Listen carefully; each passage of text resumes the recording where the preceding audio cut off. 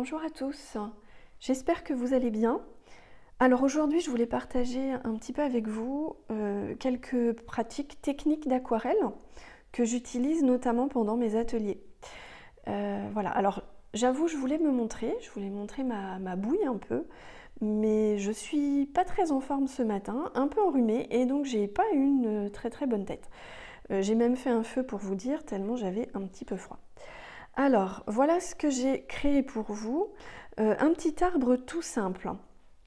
Donc dans un premier temps, je vais voir avec vous le matériel. Donc j'utilise deux pinceaux, le pinceau à la vie et un pinceau un petit peu plus pour faire les détails. Donc ça après la taille et la marque, peu importe, mais il faut un pinceau un petit peu plus fin que le pinceau à la vie. Et j'utilise 5 couleurs. Là j'ai pris une laque jaune. Alors c'est pareil, peu importe la marque. Là, j'ai pris Sennelier et Winsor & Newton. La laque jaune, elle est chez Sennelier. J'ai une Garance brune, chez Sennelier également.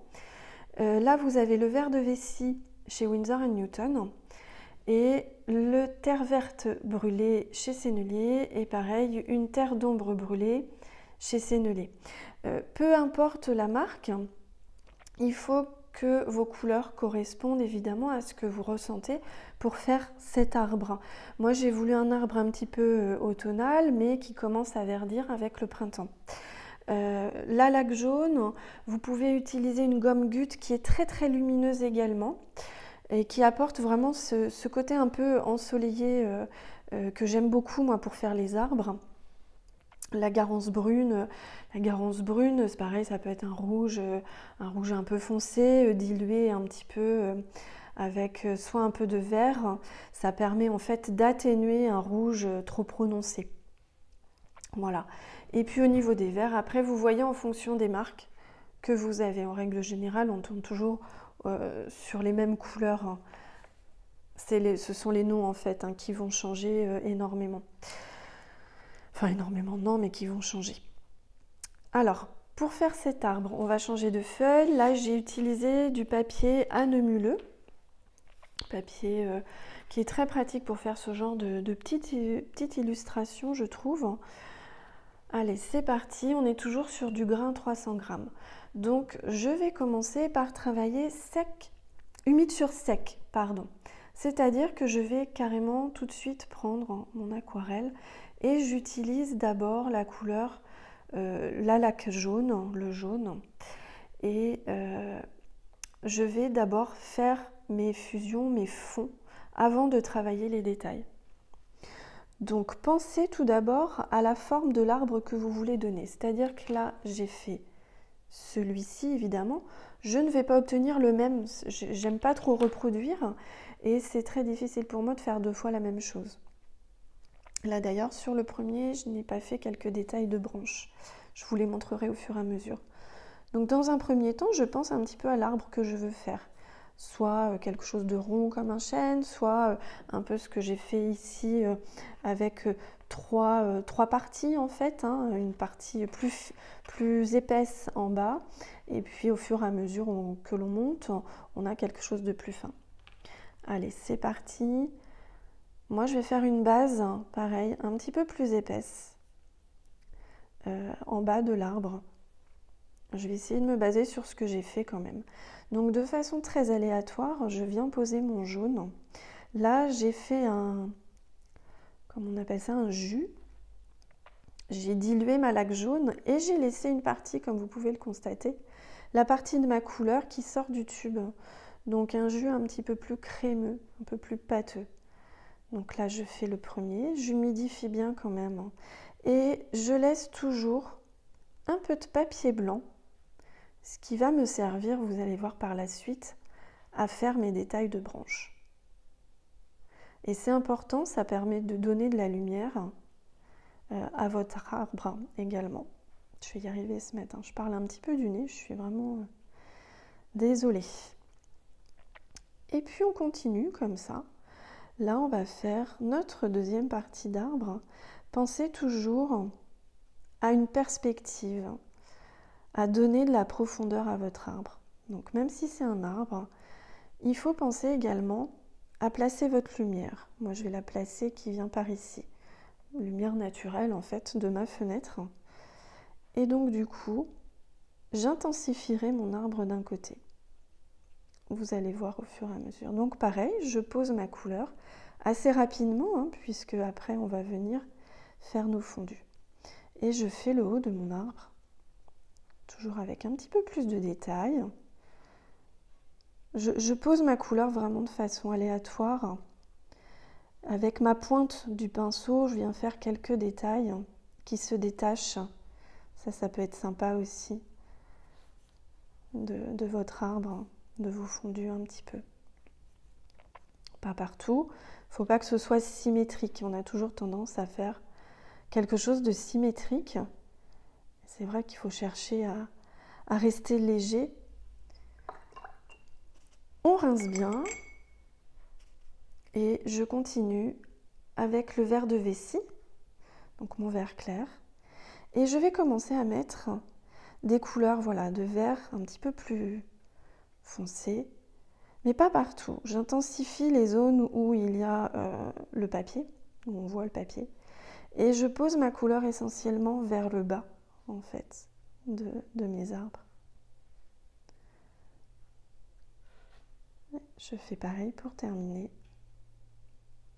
à ce niveau-là. Et donc voilà, j'essaye toujours de mettre un petit peu en valeur ce blanc du papier. C'est ce qui va donner cette profondeur justement à l'arbre. J'intensifie un petit peu les détails tout autour avec ma pointe de pinceau. Avant de faire vraiment vos détails plus approfondis comme les branches, comme intensifier votre couleur, il faut penser à faire vos fondus. Ça, c'est important quand on fait ce genre de choses. Je viens ensuite avec le terre verte brûlée. Et là, je vais commencer à en mettre un petit peu moins. On est sur de la couleur un tout petit peu plus foncée, donc j'en mets moins. Je la laisse en fait, cette couleur, se diffuser. Et vous allez voir, je vais utiliser en plus mes jus un petit peu plus pâteux. Donc je vais venir réintensifier cette couleur. Donc j'y vais progressivement avec cette couleur plus foncée. Là, ce qui est sympa, c'est... moi j'aime beaucoup, hein, mais c'est faire bouger mes couleurs. Et on va venir également donner un peu ce rouge, donner un peu de peps avec la garance brune. Je pense que là, vous pouvez presque utiliser un rouge quinacridone assez clair et vous allez venir l'atténuer avec un peu de terre verte brûlée, un vert un peu foncé en fait, ce qui va permettre d'éviter d'avoir un rouge trop intense. Et avec mon pinceau détail, alors là je vais rebouger un petit peu ma feuille. Avec mon pinceau détail, je vais venir prendre du verre de vessie dans mon jus crémeux. Et là, je vais tout réintensifier. Alors le verre de vessie, je ne vais pas trop l'utiliser pour faire ces détails.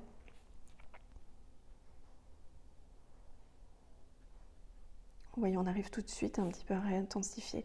Il ne faut pas hésiter à utiliser aussi le papier qui n'a pas été mouillé pour faire ces petits détails.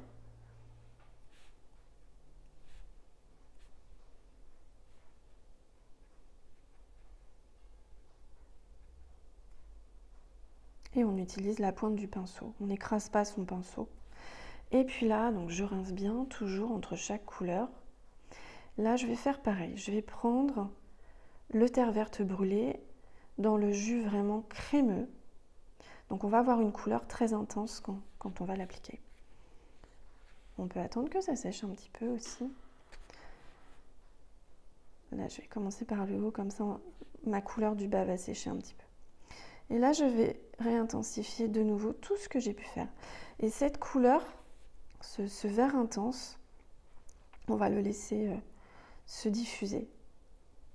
Vraiment, je la pose par touche.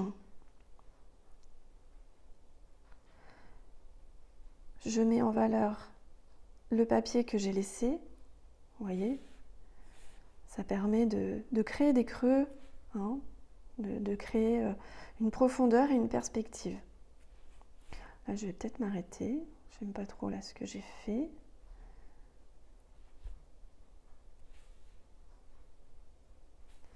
Et je fais pareil pour la suite.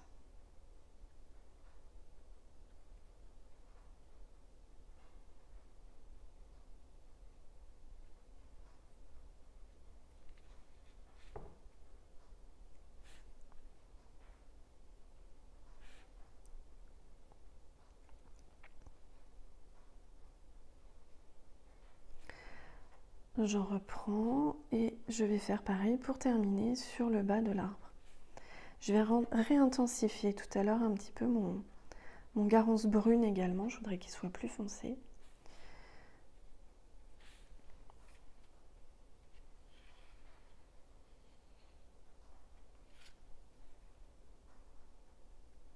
Alors ce que j'aime dans l'aquarelle, c'est vraiment ça, c'est laisser les pigments faire.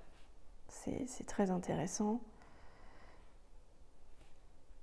Et ça permet de voir un petit peu justement si vous avez des pigments granuleux, des pigments tout simples, hein, comme j'ai actuellement. Ils ne sont pas trop granuleux les miens. Je vais réintensifier un petit peu ce creux ici.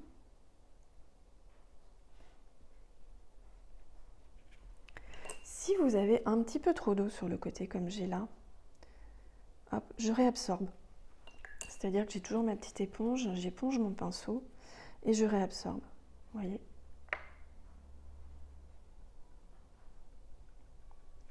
Ça, c'est toujours des petites astuces que je donne lors de mes ateliers. Il vaut mieux trop d'eau que pas assez. Et je vais remettre un petit peu de carence rouge, là où j'en avais mis, brune, pardon, là où j'en avais mis auparavant pour réintensifier légèrement. Alors j'y vais progressivement, hein. Voilà.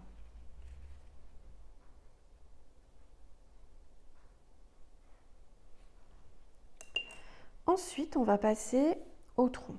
Le tronc, là c'est pareil, j'utilise un jus assez clair. En aquarelle, c'est vrai qu'on essaye toujours d'utiliser un jus plus clair. Et donc là, je vais tracer mon tronc avec ce jus. Donc, je vais essayer de rester assez fine dans mes traits. Donc, j'utilise toujours le pinceau à détail, le pinceau le plus fin que je viens d'utiliser. J'esquisse mes branches.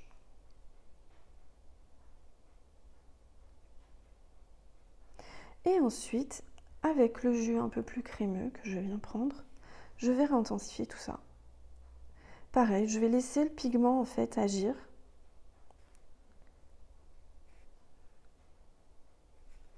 Là, je réintensifie un petit peu mes branches. J'en refais d'autres plus foncées du coup. Là, j'ai beaucoup de pigments sur mon pinceau. Hop. Et je continue. Je peux en rajouter. Et puis, je viens faire en sorte que le vert vienne un petit peu dans la branche. C'est plutôt sympa.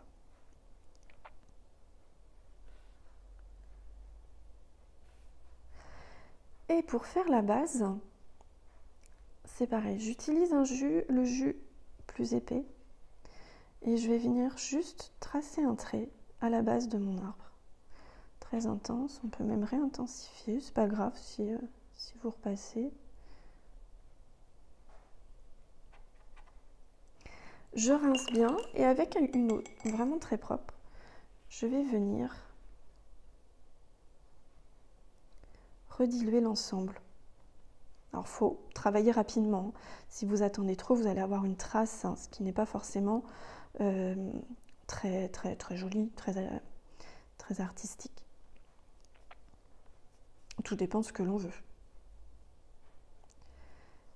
Et de façon aléatoire, je crée ce sol avec un pinceau, vous voyez, qui s'atténue en humidité.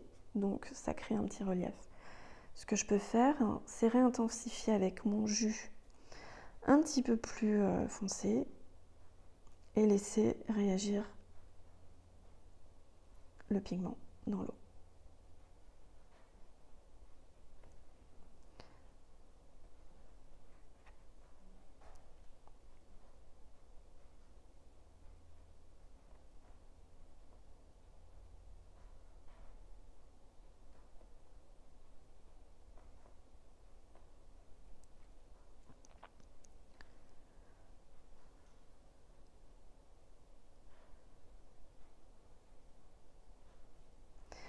Ensuite, j'ai mis un petit peu, hop, de terre verte.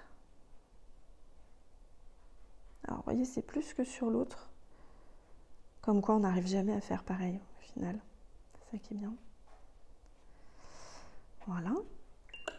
Et puis après, je vais commencer, même si c'est pas tout à fait sec, je vais essayer de faire mes branches dans mon arbre. Là, en fait, où j'ai laissé du papier.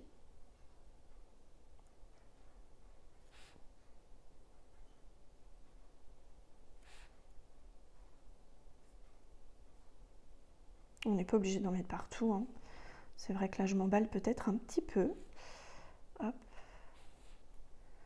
Celle-ci ne me plaît pas.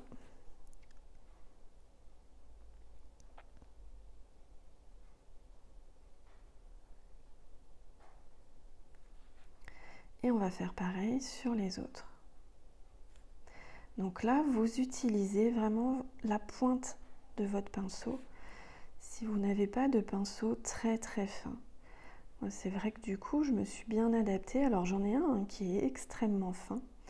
Mais j'ai vraiment appris à travailler avec ce pinceau. Et du coup, je travaille beaucoup avec sa pointe. Et vous voyez, là, j'ai pas repris de pigment, comme ça, je me sers du reste. Là, on a quelque chose de plus intense. Et dès qu'on va un petit peu vers le haut, on a des branches qui s'atténuent en luminosité. Donc, on peut, hop, repasser un petit peu, voilà. Faire quelque chose de très, très fin. Et puis, ce qu'on peut faire pour finir, pour donner un peu de vie à notre arbre, c'est faire petits oiseaux. Alors là, je prends le terre verte. Il est très foncé en fait quand il n'est pas dilué, vous voyez. Il va être très très très foncé. Et puis je viens faire des petits V, comme on a eu l'habitude de faire à l'école. Alors du coup un petit peu plus adulte, on va dire. Donc juste des petits V, des petits oiseaux qui s'envolent. Alors je leur donne une forme un petit peu, voilà, pour les faire bouger. Et puis il y en a un, je vais peut-être lui faire les ailes un peu plus basses. Voilà. Et voilà. Eh bien écoutez, je vous invite à refaire cet arbre. Et puis si vous voulez que je puisse regarder vos arbres, vos illustrations, vous pouvez le mettre sur le hashtag aquarelle marinette 2, tout attaché. Ce sera avec grand plaisir que je regarderai vos illustrations. J'espère que ce tuto vous a plu et je vous dis à bientôt, peut-être pour un prochain. Bye!